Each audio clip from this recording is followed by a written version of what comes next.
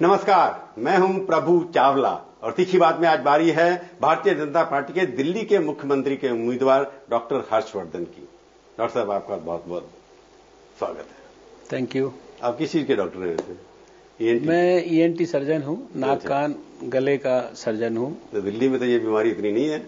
नहीं, प्रॉब्लम तो सब जगह होती है। भगवान से यही प्रार्थना करता हूं कि आपको ना हो, लेकिन मेरे को है, कान में सुनाई देता। तो अब आप कह रहे हैं दिल्ली में नहीं है, अगर आप ही को है। दिल्ली की बात करो, दिल्ली में डॉक्टर को चुना आपकी पार्टी ने, तो दिल्ली की बीमारियां सॉल्व करने के लिए। अच्छा, आप दिल्ली की बीमारी की बात कर रहे हैं। नहीं, देखिए, दिल्ली की जहां तक बात आप करते हैं तो दिल्ली तो मुझे लगता है कि पूरी तरह से बीमार है और दिल्ली तो इस समय आईसीयू में है। दिल्ली वाले भारतीय जनता पार्टी को तो विश्वास करते नहीं है। 15 साल से हरा रहे हैं आपको। इसी 15 साल के अंदर दिल्ली के अंदर 7 हमने लोकसभा की सीटें भी जीती हैं। दो बार दिल्ली, हाँ, इन्हीं 15 साल की मैं बात कर रहा हूँ। अरे इन्हीं 15 साल की मैं बात कर रहा हूँ। आप सुनिए तो सही। 1999 में 7 सीटें हमने जीती लोकसभा की दिल्ली शहर में। और 2004 और इसके बाद नहीं तो, अरे तो भाई हर एक इलेक्शन में तो आप उसके बाद 2007 में और 2012 में लगातार हमने दिल्ली में नगर निगम के चुनाव में हमने विजय प्राप्त की। तो ये तो आप नहीं कह सकते कि दिल्ली वाले जो है हमें पसंद नहीं करते। पुराने समय से हैं, आपकी संगाजी बाकियों से ज्यादा है।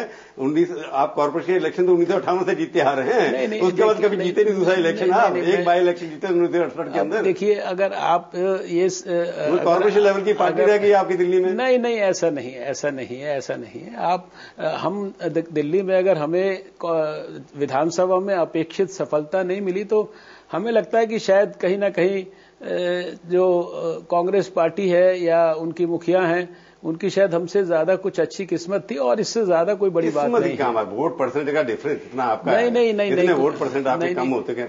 नहीं, ऐसा आपकी पार्टी की साख नहीं है। ऐसा नहीं प्रभु जी, क्या बात कर रहे हैं आप। आज भारतीय जनता पार्टी की साख खाली दिल्ली में नहीं, पूरे देश में है, सारी दुनिया के अंदर है। आज भारतीय जनता पार्टी के नेताओं को सारी दुनिया के अंदर, आज अटल जी ने भले ही वो 2004 के अंदर दोबारा ना जीत पाए हों, आज भी आप विदेश में जाइए तो हर व्यक्ति अटल जी के बारे में सबसे पहले पूछता है। अटल जी के सरकार के कामों का गुणगान सबसे ज्यादा करता है। सारे देता है अटल जी की पार्टी को।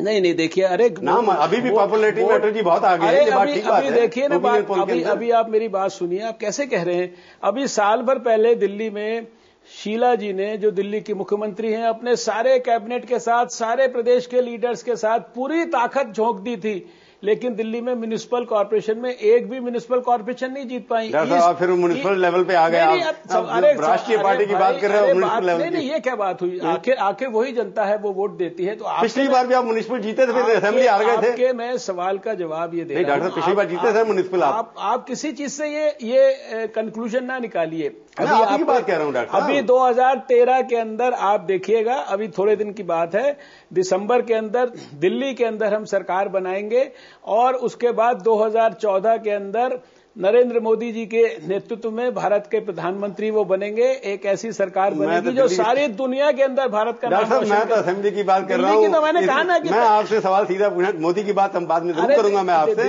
क्योंकि मोदी का नाम लेके तो चुनाव लड़ने वाले नहीं है आप स्टेट असेंबली का। जी, आपको कह रहा हूँ ना, दिल्ली के लिए तो आपको ज्यादा दिन इंतजार नहीं। मैं ये कह रहा हूँ भारतीय जनता पार्टी को 1 महीना इलेक्शन से पहले ये कान, नाक और गले का डॉक्टर जो है, सूजा पहले भी छुपे हुए थे आप रुस्तम जी, तो अभी क्यों याद आया कि इस डॉक्टर की जरूरत पड़ गई हमारे को? नहीं, याद आने का क्या सवाल होता है। देखिए, आखिर मैं जब से राजनीति में हूं, लगातार मेरे को जो है महत्वपूर्ण जिम्मेदारी मिली है। कह रहा हूं, मैं तो कह रहा हूं, आप क्यों निकालते हैं? मैं इसी दिल्ली शहर में 3 बार प्रदेश का अध्यक्ष रहा हूं, राष्ट्रीय उपाध्यक्ष रहा हूं और सब इलेक्शन कमेटी के मेंबर भी हैं। आज मैं सेंट्रल इलेक्शन कमेटी का मेंबर हूं, जो सारे देश में प्रत्याशियों का चयन करती है। तो ऐसा नहीं है, पार्टी ने सब प्रकार की जिम्मेदारियां दी हैं। हरियाणा का प्रभारी भी रहा हूं। पर मुख्यमंत्री कैंडिडेट पहले क्यों नहीं अनाउंस किया? अब सवाल इस बात, देखिए, अब ये मुख्यमंत्री का कैंडिडेट आज अनाउंस क्यों किया या क्यों नहीं किया, या करना चाहिए कि नहीं करना चाहिए, हमारे पार्टी में जो हमारे वरिष्ठ नेता हैं उनके पास बहुत अनुभव है,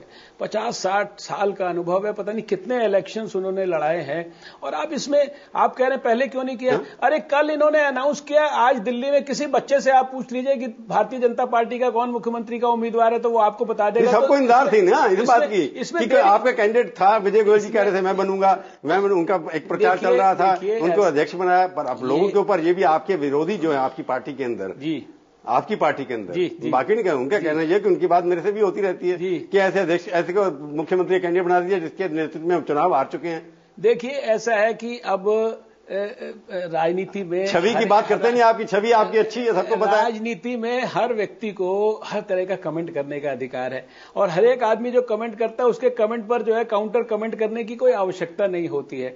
हम लोगों ने जो कुछ किया है और मुझे कुछ अपने बारे में कहने की जरूरत नहीं है, क्योंकि हमारी पार्टी में हम विचार के लिए, नीति के लिए काम करते हैं, इंडिविजुअल व्यक्ति के लिए काम नहीं करते हैं। लेकिन अगर आप ये सुनना चाहेंगे कि मैंने क्या किया तो मैं आपको उसी पे आ रहा हूं कि 20 साल में मैंने ऐसे ऐसे अवार्ड्स जीते जो भारत में 50 साल में किसी ने नहीं मैं उसकी बात उसी पे आ रहा हूं। मैं आपके जब आप हेल्थ मिनिस्टर थे मैं उसकी बात पे आऊंगा थोड़ी देर में। पर सवाल ये कि लोगों का ना ये है कि आजकल आरएसएस डिसाइड करती है हर चीज को और आरएसएस के आप स्वयंसेवक रहे हैं, इसके मुकाबले में उनको आरएसएस का विश्वास आपके ऊपर है। आरएसएस की वजह से आपका घोषणा हुई है, नहीं तो पहले भी हो सकती थी। देखिए ये जो है ना इस तरह का, क्या आप आरएसएस के कैंडिडेट हैं, बीजेपी के नहीं है? एक बात आप समझ लीजिए कि राष्ट्रीय स्वयंसेवक संघ वो हम लोगों के लिए एक बहुत ही आदर्श प्रेरणा का केंद्र है। मैं एक बहुत तीखा सवाल पूछने वाला हूं कि आप पिछले कई दिनों से लग रहा था कि विजय गोयल ही कैंडिडेट होंगे, ऐसा लग रहा था। ऐसी क्या चीज आप में उनको दिखाई दी इलेक्शन से 1 महीना पहले कि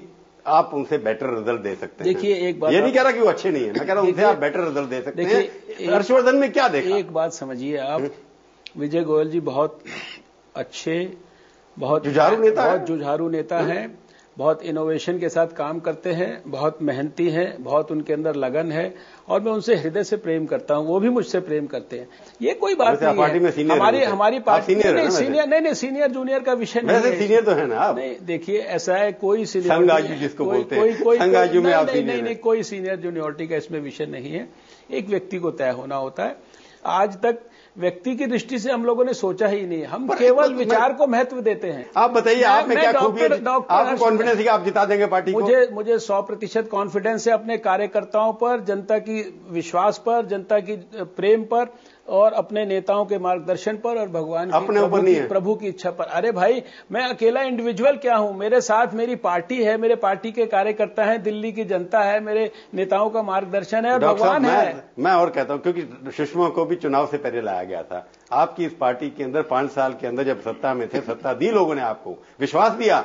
5 साल में 3 चीफ मिनिस्टर बदले आपने और सुषमा जी को लाया और हार गई। उसके बाद चुनाव आप हार गए, तो आपको लगता है लास्ट मोमेंट में ला करके अब क्या जादू का पिटारा ले जाएंगे आप? एक बात समझिए कि हमारी ही वो पार्टी है जिसमें एक झूठा आरोप श्री मदन लाल खुराना जी पर और लाल कृष्ण आडवाणी जी पर लग गया था हवाला में। तो राजनीति के जो उच्चतम स्तर के जो पैरामीटर्स होने चाहिए सार्वजनिक जीवन के लिए, निष्कलंक चरित्र के लिए, वो उन्होंने दोनों लोगों ने प्रस्तुत किया। अब आप कहें साहब एक चीफ मिनिस्टर की जगह दूसरा क्यों आ गया? ये आई थिंक ये अप्रोच आपकी सोचने की गलत है। वर्मा जी जो थे, वर्मा जी के ऊपर क्या चाहता? ठीक है, कोई अब देखिए ये होता है, ये पार्टी के अंदर बहुत सारी चीजें होती हैं। 3 साल 5 साल में 3 चीफ मिनिस्टर बदलना। अरे भाई, एक आपको बताया ना, एक कारण समझ आ गया। उन्होंने सार्वजनिक जीवन में शुचिता का इतना श्रेष्ठ एग्जाम्पल दिया मदन लाल खुराना जी ने। वर्मा जी को मैं कह रहा हूँ, सुषमा जी अब आई तो लेट, देखिए फैसला लेट करने से चुनाव जीतने की कहीं कमियां आ जाती हैं। उस बात पे ऐसा होता है कि ये तो एक स्ट्रैटेजी की बात होती है। राजनीति में चाहे आपकी बेस्ट पॉसिबल स्ट्रैटेजी हो तो भी आप जरूरी नहीं कि चुनाव जीतें।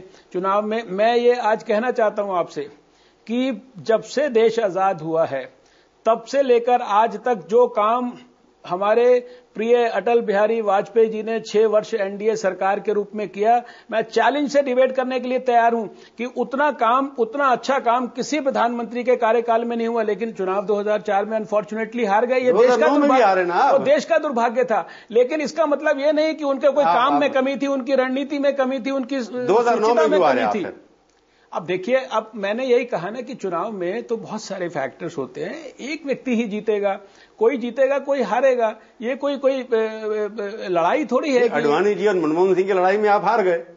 अब देखिए, अब इतने हमारे जो मैं तो एक बात आपको और कहना चाहता हूं कि डॉक्टर ये अपने श्री लाल कृष्ण आडवाणी जी जैसा अनुभवी व्यक्ति जिसका निष्कलंक चरित्र है, जिसके दामन पर कोई दाग नहीं है, इतने वर्षों का राजनीतिक उनका जीवन, अगर इस देश ने उनको प्रधानमंत्री नहीं बनाया तो ये उनका दुर्भाग्य नहीं है, ये देश के लिए दुर्भाग्य। वो तो ठीक है, मैं तो इसको आपको एक ब्रॉडर पर्सपेक्टिव में, अगर उनके 50 साल के अनुभव का देश 2009 के अंदर लाभ उठाता तो मुझे लगता है कि देश का ज्यादा। मैं आपकी बात से सहमत हूं। अडवाणी जी हो, अटल जी हो या डॉक्टर हर्षवर्धन हो, इमेज जरूर अच्छी है, क्लीन है, ईमानदार हैं, परंतु उसके बावजूद भी पार्टी आपको जिता नहीं पाती थी। कारण